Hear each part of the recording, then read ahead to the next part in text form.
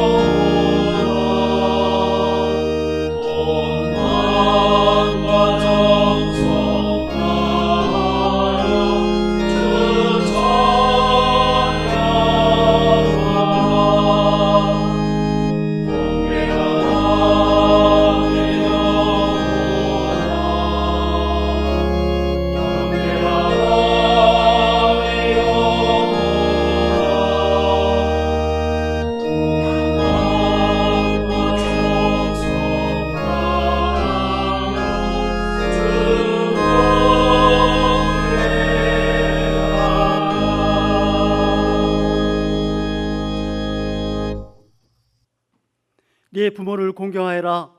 그리하면 내 하나님 여호와가 내게 준 땅에서 내 생명이 길리라. 내 아들아, 네 아비의 훈계를 들으며 네 어미의 법을 떠나지 말라. 이는 내 머리에 아름다운 관이요 내 목에 금사슬이니라. 너를 낳은 아비에게 청정하고 네 늙은 어미를 경히 여기지 말지니라. 내 부모를 즐겁게 하며 너를 낳은 어미를 기쁘게 하라. 자녀들아, 주 안에서 너희 부모에게 순종하라. 이것이 옳으니라. 내 아버지와 어머니를 공경하라. 이것은 약속이 있는 첫 계명이니 이로써 내가 잘되고 땅에서 장수하리라.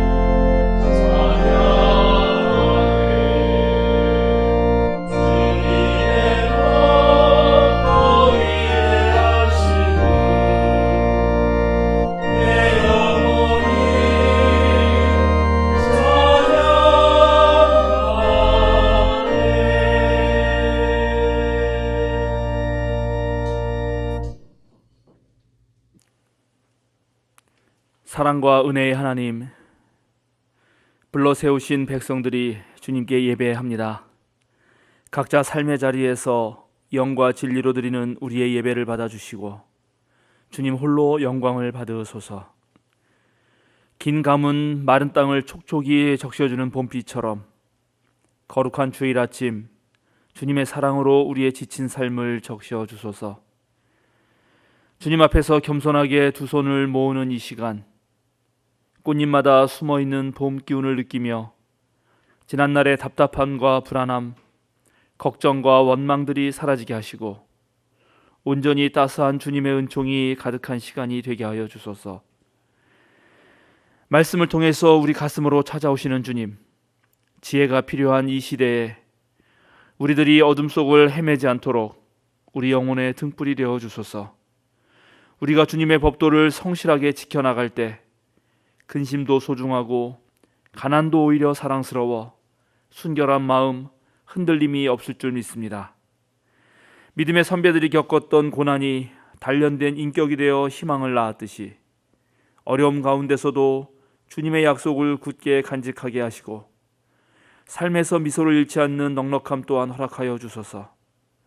주님의 거룩한 영으로 가득 채워주셔서 자족하는 지혜를 주시고 약한 이들 앞에서는 겸손함을, 강한 사람들 앞에서는 당당함을 지니게 하여 주소서. 예배를 통하여 우리의 전부를 드립니다. 우리의 몸과 마음을 받으시고 우리가 주님께서 맡기신 사명을 감당하는 데 열정을 갖게 하여 주소서.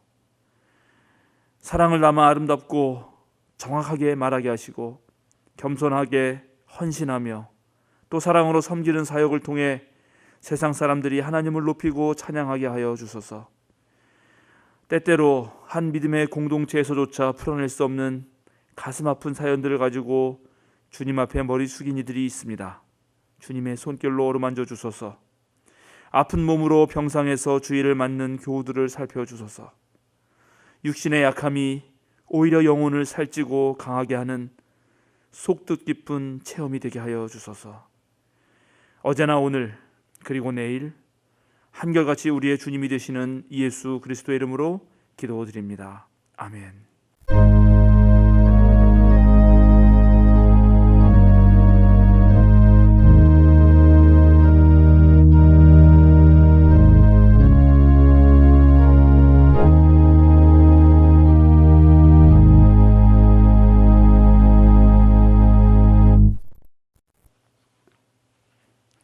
부활절 다섯 주일 우리에게 주시는 성경 말씀은 레위기 4장 13절부터 21절과 시편 119편 1절에서 8절, 마가복음서 10장 46절에서 52절 말씀입니다. 먼저 레위기의 말씀을 저와 함께 한 절씩 교독하시고 마지막 절은 함께 봉독하겠습니다. 이스라엘 온 회중이 실수로 함께 책임을 져야 할 잘못을 저지르면 그것은 비록 깨닫지 못하였을지라도 죄가 된다. 나 주가 하지 말라고 명한 모든 것을 하나라도 어겨서 벌을 받게 되면 그들이 지은 죄를 그들 스스로가 깨닫는 대로 곧바로 총회는 솥대 가운데서 수송아지 한 마리를 골라 속죄 제물로 바쳐야 한다. 수송아지를 회막 앞으로 끌어오면 회중을 대표하는 장로들은 주 앞에서 그 수송아지의 머리 위에 손을 얹은 다음에 주 앞에서 그 수송아지를 잡아야 한다. 그리고 기름 부음을 받고 임명받은 제사장은 그 수송아지의 피를 얼마 받아서 회막 안으로 가지고 들어가서 제사장이 직접 손가락으로 그 피를 찍어 주 앞에 곧 휘장 앞에서 7번 뿌려야 한다. 그는 또 회막 안 주 앞에 있는 제단불에 그 피를 조금씩 바르고 나머지 피는 모두 회막 거기에 있는 언제나 밑바닥에 쏟아야 한다. 그런 다음에 그는 수송아지에게 기름기를 모두 띄어내게 하여 그것을 받아 제단 위에 올려놓고 불살라야 한다. 그는 여기에 수송아지를 바르면 된다. 이 수송아지도 속죄 제물로 바친 수송아지를 바르듯이 바르면 된다. 제사장이 이렇게 회중의 죄를 속하여 주면 그들은 용서를 받는다. 다 같이 제사장은 그 수송아지를 진 밖으로 옮겨 앞에서 말하는 수송아지를 불살을 때와 같이 그렇게 그것을 불살라야 한다. 이것이 바로 회중의 죄를 속하는 속죄 제사이다. 아멘. 다음은 시편 119편 1절부터 8절 말씀을 저와 함께 한 절씩 교독하시겠습니다. 그 행실이 온전하고 주님의 법대로 사는 사람은 복이 있다. 주님의 증거를 지키며 온 마음을 기울여서 주님을 찾는 사람은 복이 있다. 진실로 이런 사람들은 불의를 행하지 않고 주님께서 가르치신 길을 따라 사는 사람이다. 주님께서는 우리에게 주님의 법을 주시고 성실하게 지키라고 명령하셨습니다. 내가 주님의 율례들을 성실하게 지킬 수 있도록 내 길을 탄탄하게 하셔서 흔들리는 일이 없게 해 주십시오. 내가 주님의 모든 계명들을 낱낱이 마음에 새기면 내가 부끄러움을 당할 일이 없을 것입니다. 내가 주님의 의로운 판단을 배울 때에 정직한 마음으로 주님께 감사하겠습니다. 주님의 율례들을 지킬 것이니 나를 아주 버리지 말아 주십시오. 마지막으로 마가복음서 10장 46절에서 52절의 말씀을 저와 함께 한 절씩 교독하시고 마지막 절은 함께 읽겠습니다. 그들은 여리고에 갔다. 예수께서 제자들과 큰 무리와 함께 여리고를 떠나실 때에 디메오의 아들 바디메오라는 눈먼 거지가 길가에 앉아 있다가 나사렛 사람 예수와 지나가신다는 말을 듣고 다윗의 자손 예수님 나를 불쌍히 여겨 주십시오 하고 외치며 말하기 시작하였다. 그래서 많은 사람이 조용히 하라고 그를 꾸짖었으나 그는 더욱더 큰 소리로 외쳤다. 다윗의 자손님 나를 불쌍히 여겨 주십시오. 예수께서 그를 멈추시고 그를 불러오라고 말씀하셨다. 그리하여 그들은 그 눈먼 사람을 불러서 그에게 말하였다. 용기를 내어 일어나시오. 예수께서 당신을 부르시오. 그는 자기의 겉옷을 벗어던지고 벌떡 일어나서 예수께로 왔다.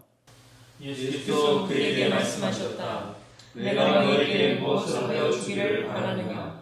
그 눈먼 사람이 예수께 말하였다. 선생님, 내가 다시 볼 수 있게 하여 주십시오. 다시 예수께서 그에게 말씀하셨다. 가거라, 네 믿음이 너를 구원하였다. 그러자 그 눈먼 사람은 곧 다시 보게 되었다. 그리고 그는 예수가 가신 길을 따라 나섰다. 아멘. 다음은 조민정 청년과 조은 사모님, 임재원 사모님께서 요게베스의 노래라는 제목으로 특송을 해주시겠습니다. 이어서 함돌 목사님께서 내일의 교회라는 제목으로 설교해 주시겠습니다.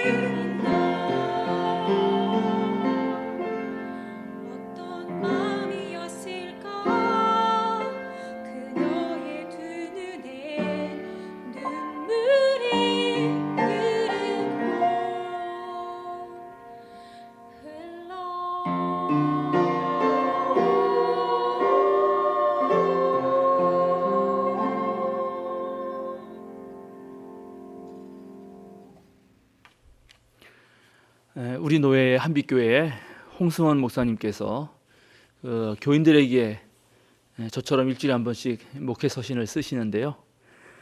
거기에 이런 글귀가 있습니다.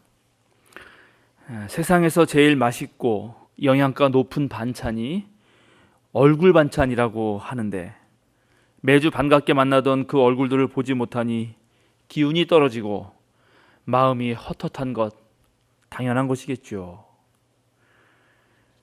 저도 지난 2달간 우리 생명사랑 교우들을 보지 못해서 마음이 무척 헛헛하고 또 기운이 떨어졌었는데 지난 수요일 다시 모여서 기도회를 하니까 얼마나 반갑고 힘이 났는지 모릅니다. 우리 교회는 이제 오늘부터 다시 모이는 예배를 합니다. 당분간은 온라인 예배도 병행합니다. 모든 것이 예전처럼 돌아간다 하더라도 또 다른 방식으로 온라인 예배를 계속 진행할 생각입니다. 코로나 위기를 겪으면서 우리는 정말 많은 것을 깨닫게 되었습니다. 우선 서로가 서로에게 얼마나 소중한 존재인지를 나한테 특별히 잘해주거나 대단한 능력이 있지 않아도 그저 있는 모습 그대로 만나고 얘기하고 서로 보는 것만으로도 정말 큰 힘이 된다는 것을 알게 되었습니다. 게다가 우리 모두는 거룩하신 하나님을 섬기며 우리의 주님이신 예수 그리스도를 따르는 길에 함께하니 더욱더 좋고 또 거룩한 영의 기운으로 한마음 한뜻이 되니 더욱 끈끈하고 하나가 되었습니다. 우리는 그동안 물리적 거리두기를 하였지만 그것이 단절이나 고립으로 이어진 것이 아니라 정말 서로를 향한 그 사랑을 확인하는 계기가 되었습니다. 그러나 전 세계 관점에서 지금도 코로나19 상황은 지속되고 있고 지금 우리 사회가 큰 변화를 겪는 것도 명백한 사실입니다. 교회는 세상 안에 있기에 이 모든 변화에 영향을 받고 있습니다. 제가 최근에 인터넷 뉴스를 하다 보니까 필리핀의 합동 결혼식 사진이 하나 와 있던데 한 220쌍이 합동 결혼식을 하는데 전부 마스크를 끼고 마스크를 낀 상태에서 키스를 하더라고요. 전혀 달라진 그런 결혼식 풍경입니다. 이렇게 달라진 세상에 교회도 적응해야 할 뿐만 아니라 또 교회는 때때로 누룩과 같이 이 세상의 질적 변화를 가져와야 하고 또 소금과 빛이 되는 그런 공동체 모델을 만들어야 할 필요가 있습니다. 코로나19를 겪으면서 한국 교회, 우리 개신교가 가지고 있는 가장 큰 문제점은 바로 세상과 불통했다는 것으로 드러났습니다.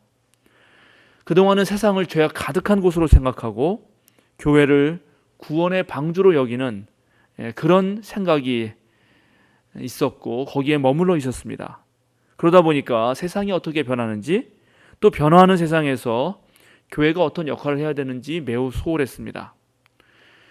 수단과 방법을 가리지 않고 그저 자신의 집단만을 키우려고 했던 신천지나 또는 우리 민주시민의 상식 같은 것을 무시하고 그저 개교회의 특수성만을 강조해서 엇나갈 행동을 아주 좋은 신앙으로 착각했던 그런 교회들의 모습은 지금 분명 한국교회 전체가 깊이 있게 반성해야 할 지점입니다. 신천지나 또 몰상식한 교회들이 바이러스라고 세상 사람들이 부른다면 어쩌면 그 숙지 역할을 한 것이 우리 한국교회 전체였는지도 모르겠습니다.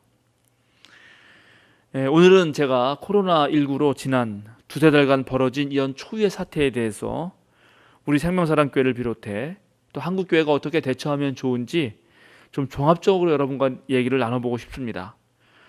우리 유비무환이라는 말이 있듯이 준비를 하지 못하면 내일도 우리가 기약할 수 없기 때문에 그렇습니다.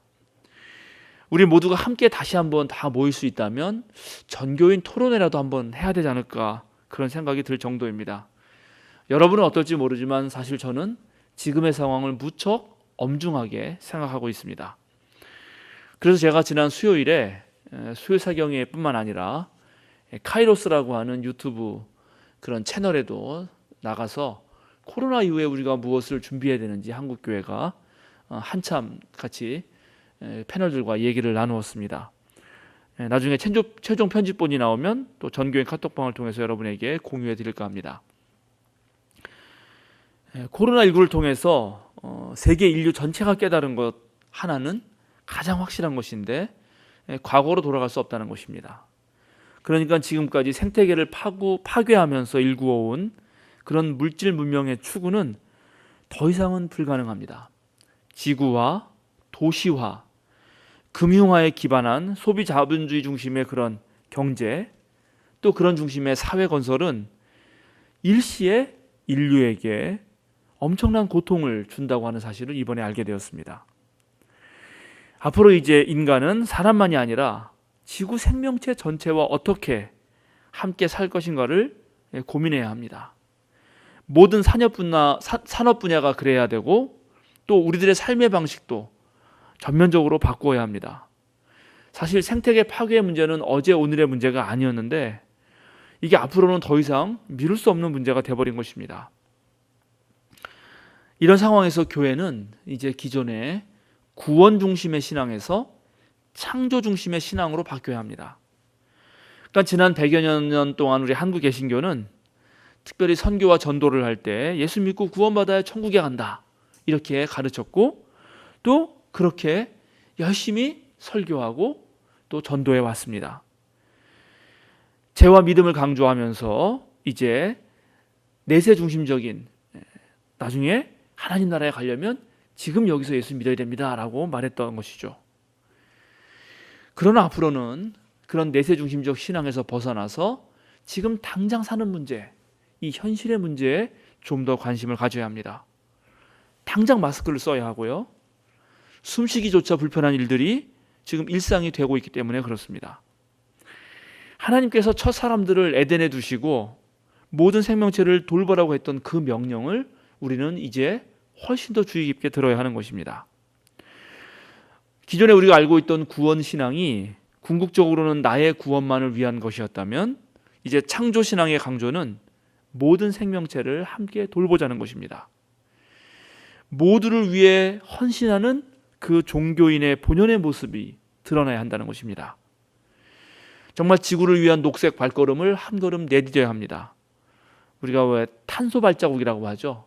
우리가 사용하는 모든 것, 사용하는 전기 그런 것들이 탄소를 많이 배출해서 결국 지구의 온도를 높이게 되고 이제 기후재앙의 위기를 가져온다는 것입니다. 너무나 빈번하게 다녔던 해외여행도 자제해야 될 것입니다. 저탄소 제품을 사용하고 이 더운 여름이 되어도 아마 에어컨도 적절하게 이용해야겠죠. 일상의 작은 실천뿐만 아니라 모든 기업도 구조를 바꿔야 합니다. 애플, 구글, 페이스북, 이베이, 코카콜라, 이케아 등 세계 각 분야에서 정말 아주 선두 그룹에 있는 그런 기업들이 주요 멤버로 가입한 그런 모임이 있습니다. RE100이라는 모임입니다. 리뉴얼 에너지 100%라는 것의 줄임말인데요. RE100은 사업에 사용되는 전력을 100% 재생 에너지로 바꾸겠다 하는 그런 약속을 한 기업들의 모임입니다. 2018년까지 무려 전 세계 137개의 세계적 다국적 기업들이 여기에 소속되어 있습니다. 그러니까 코로나19 이전에 이미 세계 유수 기업들은 알리백에 가입해가지고 재생에너지로 바꾸는 노력을 해왔고 이제 한국 기업들도 이런 친환경 시스템을 갖지 못하면 살아남을 수 없다는 것을 알게 될 것입니다. 코로나19를 통해서 우리가 또 깨달은 것은 서구 유럽이나 미국 중심주의의 세상은 이제 끝났다는 것입니다. 세계적 가치 사슬이 변화되었습니다. 코로나 이후에 전 세계 우뚝 설 나라가 누구인지 이 세계를 이끌어갈 지도자가 누구일지는 이제는 아무도 모르게 됐습니다. 중심과 주변이 뒤집어집니다. 최근 한국은 여러분 다 아시지만 야구와 축구를 시작했습니다. 물론 무관중 경기죠. 그런데 축구만 해도 36개국이 중계권을 사가서 전 세계 사람들이 우리나라 축구 경기를 보고 있는 것입니다. 미국이 한국 야구 중계권을 사갔다는 사실이 저는 정말 낯섭니다. 그런데 그것이 앞으로 일상이 될 수도 있습니다. 그러니까 이제 예전에 한국은 서구 유럽이나 또 미국 사회를 벤치마킹 했습니다. 그런데 이제 그런 시대가 지나가 버렸습니다. 이제는 우리가 우리에게 맞는 것을 직접 만들어야 합니다. 이전에 없던 것을 창조해야 합니다. 왜냐하면 베낄 곳이 없어졌습니다. 그런데 창조에는 상상력과 모험 그리고 유연성이라는 가치가 매우 중요하게 작용됩니다. 참신한 것을 만들어내는 그런 창의성 또 상상력을 키우는 교육은 지금 학교에서 배우는 방식과는 전혀 다른 모습이어야 될지도 모르겠습니다. 그런데 그동안 한국 교회도 미국 교회에서 하는 것들을 숱하게 베껴왔습니다. 수입신앙을 한 것입니다. 그런데 이제는 달라져야 합니다. 작은 교회는 작은 교회대로 또 큰 교회는 큰 교회대로 이제 한국 실정에 맞게 자기들만의 교회를 만들어가야 하는 것입니다. 우리 교회도 마찬가지입니다. 우리 교회가 대형 교회를 베낄 필요도 없고 또 베낄 이유도 없습니다. 우리는 우리 교회의 역사와 형편에 맞게 또 우리 교회 구성원들의 행복과 기쁨을 위해서 정말 우리만의 고유한 그런 생명사랑 공동체를 앞으로 만들어가야 하는 것입니다. 어떻게 모두가 그런 교회를 만들어갈지 저와 여러분의 정말 자유로운 상상력이 필요할 때입니다. 코로나19 때문에 먼 미래의 일로 여겨졌던 4차 산업혁명의 변화들이 가속도를 내고 있습니다. 학생들은 이미 온라인 수업을 해야 했고 또 우리들은 원튼 원하지 않든 온라인 예배를 드려야 했습니다. 비대면 비접촉 상황에서 어떻게 우리들의 신앙과 영성을 키워갈지 정말 깊이 있는 고민이 필요합니다. 함께 모여서 뜨겁게 찬양하고 기도하고 교회당을 쩌렁쩌렁 울리는 그런 오순절 전통의 은사 중심적 예배와 집회는 앞으로 여러 면에서 제약을 받게 될 것입니다. 열정적인 예배를 통해서 감정의 카타르시스를 즐겼던 그런 한국 교인들은 앞으로 신앙을 유지하기가 더더욱 어려워질 것입니다. 그런데 다행히 2000년 그리스도교 전통은 모든 생명체 안에 그리고 우리 내면 깊숙한 곳에 생명의 근원으로 존재하시고 또 늘 우리 곁에서 힘을 불어넣으시는 그런 하나님을 만날 수 있게 하는 또 다른 영성 전통이 있습니다. 우리 교회가 한 달에 한 번씩 하는 떼제 기도회 같은 것이 바로 그 전통에 서 있습니다. 침묵을 통해서 하나님 말씀을 듣고 고요함 속에서 이 세상의 진실을 알아차리는 그런 훈련은 어떤 면에서는 감정의 카타르시스보다 더 깊은 영성을 가져다 줄 수 있습니다. 앞으로 이런 훈련이 매우 중요해질 것입니다. 4차 산업혁명이 본격화되면은 이제 기계를 다루기 어려운 노인 세대들은 훨씬 더 불편한 삶을 살게 될 것입니다. 그러니까 앞으로 교회는 특별히 젊은 분들은 우리 교회 어른들을 위해서 디지털 기계를 사용하는 방법들을 알려주어야 합니다. 제가 그런 기회를 앞으로 자주 만들어 볼까 생각하고 있습니다. 세상에 나아가도 무인 편의점이 생기고요. 또 무인 계산기가 늘어갑니다. 햄버거 가게만 가도 이제 기계를 눌러서 신청을 해야 되기 때문에 마음 편하게 햄버거 하나 먹을 날이 별로 얼마 남지 않을 수도 있습니다. 이런 부분에 교회 공동체가 함께 할 수 있도록 도와야 됩니다. 기계 문명으로부터 소외된 분들을 위해서 우리 교회가 아마 나서야 할 것입니다. 우리는 지난 2-3달 동안 물리적 거리두기를 해왔습니다. 사람마다 2m 이상 간격을 두어야 하고 또 회사에서는 회식 자리도 줄어들었고 엘리베이터나 지하철, 식당이나 공원에서 사람들이 모여있는 자리가 무척 꺼려지는 그런 경험들을 했습니다. 이런 모든 것이 낯설고 어색할 뿐만 아니라 불안을 가중시키고 또 한편으로는 그것 때문에 외로움마저 느끼게 합니다. 그러나 그렇다고 모두가 단절되거나 고립된 것은 아닙니다. 어떤 면에서는 오히려 가족하고도 훨씬 더 많은 시간을 보낼 수 있었습니다. 그리고 친한 사람들끼리는 여전히 어떤 문제 없이 이전의 관계를 유지하고 있습니다. 그동안 인류는 낯선 사람들끼리 어떤 갈등이나 다툼이나 경계심 없이 그냥 만날 수 있도록 그렇게 인류 문명을 발전시켜 왔습니다. 그런데 코로나로 인해서 이제 상황이 바뀌었습니다. 코로나 사피엔스로 불리는 이 새 인류는 이제 안전하고 믿을 수 있는 사람들과 그렇지 못한 사람들을 구별해내야 합니다. 1m 내에 있어도 될 사람과 그렇지 않은 사람들을 구별해서 사람마다 적당한 거리 두기를 해야 되는 거고 거리 조절을 잘 해야 하는 상황이 된 것입니다. 미국의 문화인류학자 에드워드 홀이라는 사람이 사람 사이의 거리를 크게 네 가지로 이미 1960년대에 말한 적이 있습니다. 0부터 45cm 거리에 들어와도 되는 사람, 친밀한 거리라고 불렀는데 보통은 가족이죠. 가족.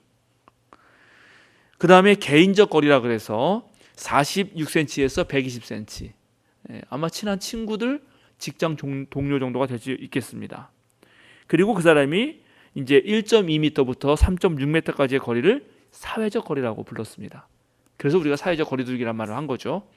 그리고 이제 공적 거리, 그러니까 나랑 관계가 없는 그런 사람들의 거리는 3.6m 이상 떨어져 있는 사람들 거리입니다. 앞으로 인류는 이런 거리두기를 잘 살피면서 또 사람들과 관계를 맺어야 하는 것입니다. 이럴 때 교회는 어떻게 해야 되는가? 교회는 어느 공동체보다 안전한 공동체가 되어야 합니다. 교인들끼리는 서로 믿고 신뢰할 수 있어야 합니다. 교인들 스스로 훨씬 더 나은 인간이 되어야 합니다.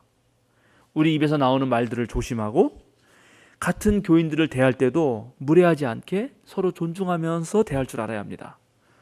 치근덕대거나 끈적거리는 관계가 아니라 깔끔하면서도 깊은 신뢰를 형성할 수 있는 좋은 관계를 맺을 줄 알아야 하는 것입니다. 우리 스스로가 그런 사람이 된다면 세상 사람들은 부르지 않아도 우리 곁에 함께 있고 싶어 할 것입니다. 바로 오늘 시편의 말씀이 우리를 그렇게 하도록 인도해 줍니다. 주님께서 가르치신 길을 성실하게 지키라고 말하고 있습니다.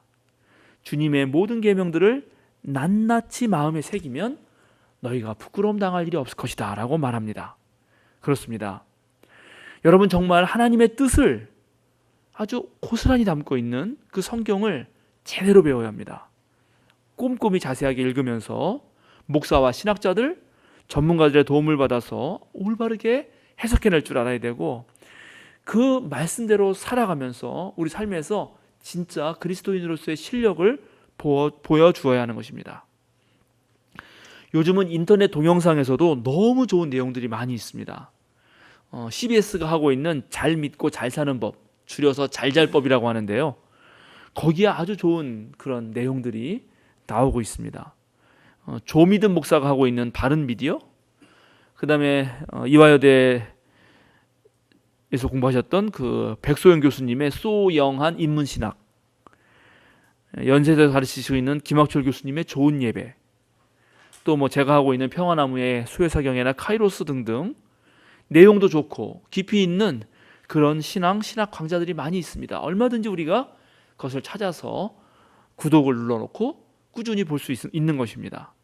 그렇게 평소에 훈련이 있어야 이단과 사이비에 속지 않고 위기의 순간에도 굳건하게 견딜 수 있는 것입니다.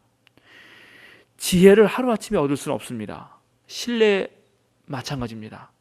꾸준히 노력해서 정말 새로운 시대에 새로운 지혜를 우리 모두가 습득해야 하는 것입니다. 한국인들은 이번에 코로나를 겪으면서 또 코로나를 극복해내면서 매우 새로운 체험을 했습니다. 지난 100년의 역사 속에서 처음으로 믿음직한 국가와 정부를 가지게 된 것입니다. 한국 전쟁 당시에 이승만 정권은 국민들보다 먼저 도망갔습니다. 민주화를 외치는 시민에게 무자비한 폭력을 가했던 군사정권 시절이 있었습니다. 국민을 속여서 자신의 배를 불렸던 부도덕한 정권들이 득세하던 시절이 있었습니다. 그 시절에 세월호 사건처럼 억울한 죽음들을 목격해야 했던 그런 세월들을 뒤로 보내고 처음으로 이렇게 좋은 국가가 있어서 얼마나 다행인지를 요즘에 한국 국민들이 느끼게 된 것입니다. 저는 앞으로 한국은 여러 가지 면에서 좋아질 것이라고 기대합니다. 그런데 국가가 그렇게 좋은 일을 하다 보니까 이제 교회나 종교 집단이 해왔던 사회복지 다양한 영역들을 국가가 도맡아서 하고 있는 것입니다. 지방자치단체가 교회보다 훨씬 더 잘합니다.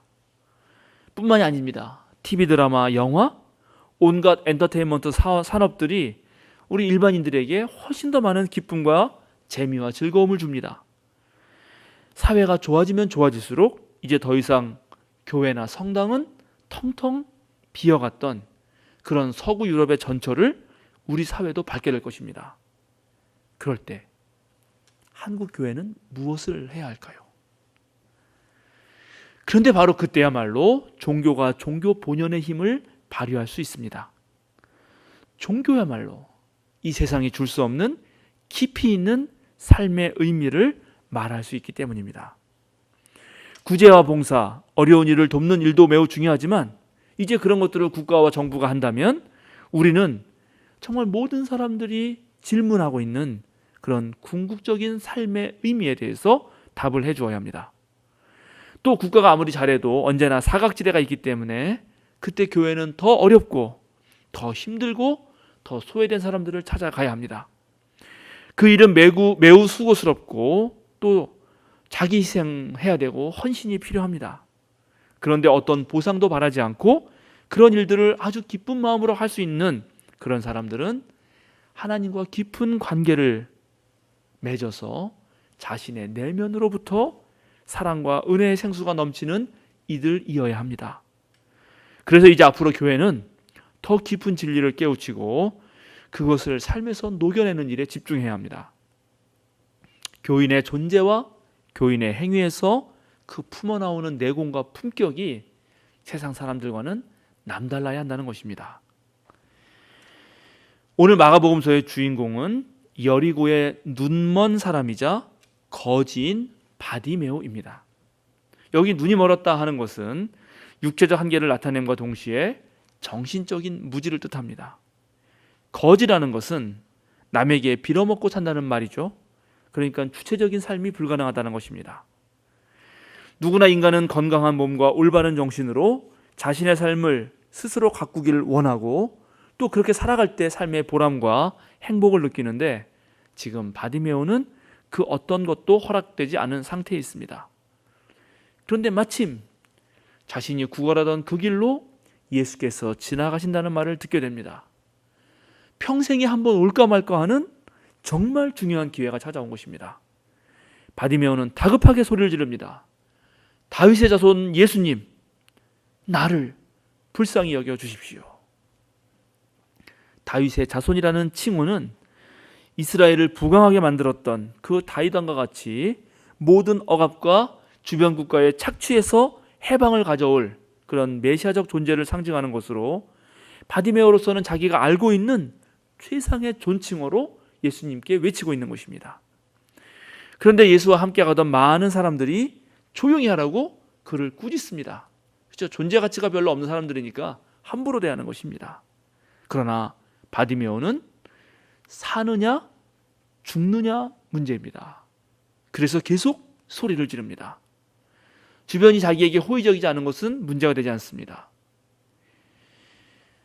우리가 무언가를 해보려고 마음먹었는데 그때 어떤 장애물이나 회방꾼을 만나게 되면 우리 자신도 모르게 그냥 풀이 죽고 기가 죽습니다.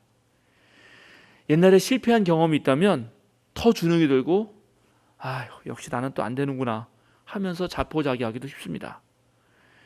그저 주춤주춤 하다가 뒤로 물러서고 말입니다. 그런데 오늘 바디메오는 다릅니다.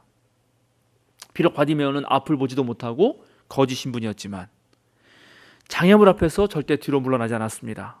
아주 뚝심 있게 그리고 꿋꿋함을 가지고 계속 더욱더 큰 소리로 소리를 지릅니다. 다윗의 자손이여, 나를 불쌍히 여겨 주십시오. 이렇게 해서 바디메오는 이제 회방꾼들을 주춤하게 만들고 오히려 그들의 길을 꺾어 놓습니다. 그래서 자신의 목소리가 예수님의 귀에 들리도록 합니다. 그러자 이제 예수님이 걸음을 멈추시고 그를 불러오라고 말합니다. 이 예수님의 한마디에 회방꾼들이 바디메오를 돕는 사람들로 바뀝니다. 조용히 하라고 꾸짖던 사람들이 뭐라고 말하냐면요, 바디메오에게 이렇게 말합니다. 용기를 내어 일어나시오. 예수께서 당신을 부르시오. 바뀌었습니다. 처음에는 바디메오가 예수님을 불렀지만 이제는 예수님이 바디메오를 부릅니다. 여러분, 이 장면이 무척 중요합니다. 바디메오의 그 열정이 상황을 바꾸었고 바디메오가 이제 새로 거듭나는 계기가 됩니다. 우리들이 하나님이나 예수님을 부르는 것이 아니라 반대로 하나님이나 예수님께서 우리를 부르시고 우리는 불림을 받는 존재가 되는 것이고 지금 바디메오가 바로 불림을 받는 존재가 되었습니다. 그때 우린 아멘 하고 나아가야 합니다. 그런데 먼저 할 일이 있습니다. 바로 눈을 뜨는 일입니다. 바디메오는 알았습니다. 제대로 볼 줄 알아야 제대로 살 수 있다는 사실을 말이죠. 그래서 예수님이 내가 너에게 무엇 하여 주기를 바라느냐라는 질문에 바로 올바른 대답을 합니다. 여러분, 우리가 인생을 대충 살아가면은 인생의 가장 궁극적인 질문을 던질 때 거기에 정확한 대답을 하기 어렵습니다. 그저 얼버무리고 말죠. 왜 사냐? 뭐 그냥 살죠. 이렇게 대답하고 마는 것입니다. 진짜 원하는 것이 무엇이냐를 물을 때 정말 우리에게 가장 적실하고 가장 올바른 대답을 할 수 있는 그 능력, 그것을 얻을 수 있는 사람이 되어야 합니다. 오늘 바디메오가 그것을 말한 것입니다. 주님, 제가 다시 볼 수 있게 되기를 원합니다. 그래서 예수님이 바디메오에게 말씀하십니다. 가거라, 내 믿음이 너를 구원하였다. 예수님은 가라고 말했는데 바디메오는 딴 곳으로 가지 않고 예수님을 따라 나섭니다. 왜일까요? 눈을 떴기 때문입니다. 예수님께서 가야 하는 그 길, 바로 그 길이 내가 가야 하는 길이라는 것을 알게 된 것입니다. 그런데 그 길은 예수님께서 3번이나 예고하셨던 순환의 길, 십자가의 길이었습니다. 12제자들은 그 길을 거부했지만 오히려 길 바깥에서 예수님의 무리와 함께 있지 않았던 그 바디메오가 이제 눈을 뜨고 예수를 따라가는 것입니다. 오늘 우리가 함께 읽은 구약의 말씀처럼 그동안 우리 모두가 미처 깨닫지 못하고 지은 잘못들이 있을 것입니다. 우리의 편함과 우리의 탐욕을 만족시키기 위해 이 지구 생명체들을 또 남들을 그리고 이웃들을 존중하지 못한 것입니다. 오늘 구약 성경에서 온 회중이 제사를 드리면서 또 그들의 대표가 숫송아지에게 정말 손을 대고 그리고 제사장이 그 소를 잡아서 함께 그 잘못에 대해서 책임을 지는 것처럼 이제 우리도 이 코로나19를 대하면서 함께 새로운 세계를 만드는 그 책임을 져야 합니다. 오늘 예수께서는 이렇게 말씀하셨습니다. 내 믿음이 너를 구원하였다. 우리를 구원할 우리의 믿음이 이제 지금부터 시작되어야 하는 것입니다. 저와 여러분이 하시는 그런 오늘의 활동이 이제 내일의 교회를 만들어가게 될 것입니다. 그 길에 저와 여러분 어느 누구도 빼지 말고 동참하시길 빕니다. 바로 우리가 오늘 여기에서 무엇을 하느냐에 따라 저와 여러분 그리고 우리 자녀들 모두의 미래가 달려있기 때문입니다. 함께 기도하겠습니다. 생명의 근원이시며 역사를 이끄시는 하나님, 주님께서는 우리를 소금과 빛으로 불러주셨습니다. 우리 생명사랑교회가 진정으로 생명을 살리고 사랑이 넘치는 교회가 되게 하여 주소서. 어려운 시절 더욱더 빛나는 사람들이 있듯이 우리 생명사랑교회가 이 풍랑의 항해를 무사히 건너게 하여 주소서. 어느 누구도 나가지 않도록 서로가 서로를 보듬게 하여 주소서. 바다를 꾸짖는 예수님의 믿음을 본받게 하시고 우리가 새롭게 눈을 떠서 우리 모두가 예수님께서 가시는 그 길을 걸어가게 하여 주소서. 언제 어디서나 사랑으로 이끄는 예수 그리스도의 이름으로 기도드립니다. 아멘.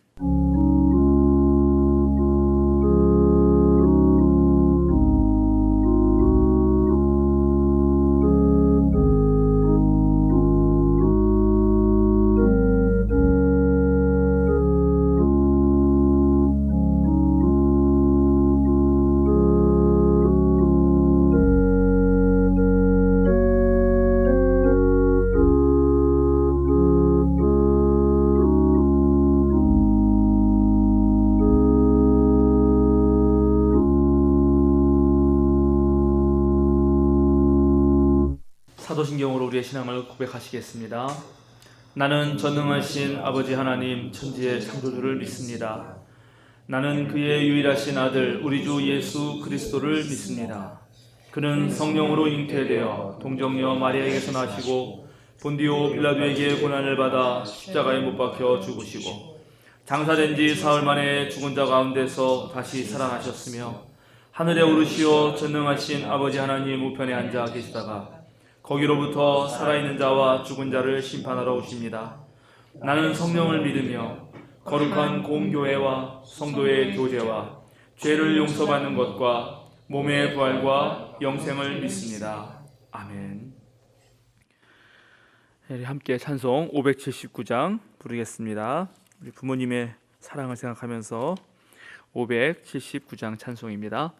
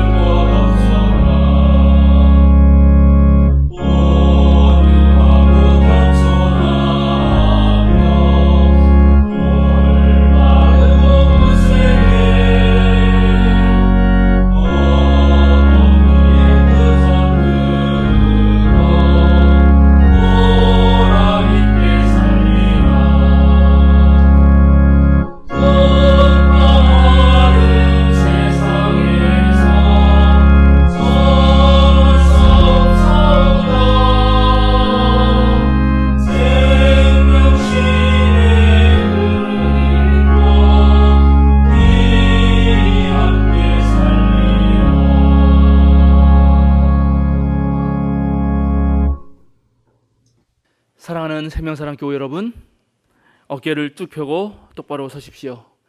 세상으로 당당하게 그리고 힘차게 걸어 나가십시오. 자유인으로 사십시오. 주님을 목청껏 부르십시오. 다시 눈을 떠서 주님이 가신 길을 당당하게 걸어갑시다. 축도하겠습니다. 여러분에게 좋은 친구가 있기를, 또한 여러분이 여러분 자신에게 좋은 친구가 될 수 있기를 빕니다. 위대한 사랑과 따뜻함, 그리고 느낌과 용서가 있는 여러분의 영혼 안으로 여행할 수 있게 되기를, 그 여행길이 여러분을 변화시키고 여러분 안에 있는 부정적이고 차갑고 냉정한 것들을 바꿀 수 있게 되기를 빕니다. 지금은 우리 주 예수 그리스도의 은혜와 하나님의 사랑과 성령의 거룩한 사귐이 주님께서 주신 지혜로 새로운 안목을 가지고 거친 세상을 헤쳐나가는 생명사랑 교우들 위해 코로나19로 애쓰고 수고하고 또 힘쓰는 모든 이들 위해 지금으로부터 영원토록 함께 하시기를 간절히 축원하옵나이다. 아멘.